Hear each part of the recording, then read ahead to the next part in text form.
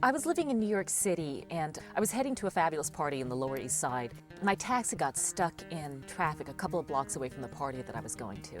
And I glanced out the window and there was this homeless woman rooting through the trash. And to most people passing by, she just looked like a homeless woman. But when I really stared at her, I realized it was my mother.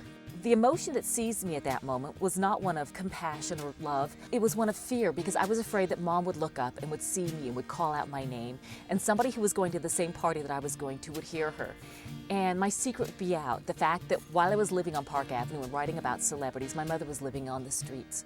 A couple of days later, I got together with my mother and I said, "Mom, what on earth am I supposed to tell people when they ask me about you?" And she looked at me as though I just asked her a completely silly question.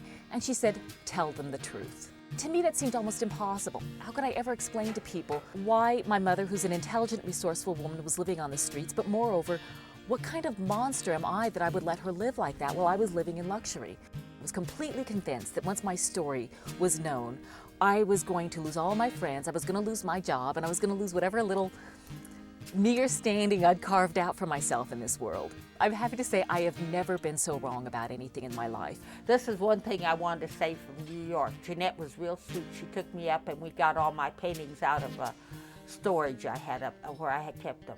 This painting was the house directly across from my apartment at 6th Street.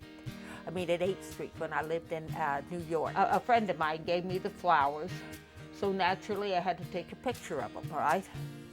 And this is one I had in a nightmare. That's, I had a nightmare. These flowers I found in the garbage. I was walking down the street and sure enough there's these beautiful lilacs. So I got them out of the garbage and I painted a picture of them.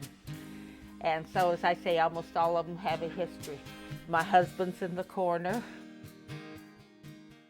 When I was growing up, I lived in, we lived in cars, we lived in shacks, I slept in a cardboard box, we lived wherever we could.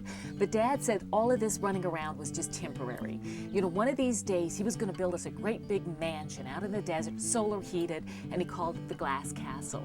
And alcoholism and a few other things got in the way, and the Glass Castle was never built. My very, very favorite memory from my childhood is when I was 5 years old and we didn't have any money for Christmas presents, and my father took each of his children out into the desert night, and he let us choose for a Christmas present whatever star in the sky we wanted.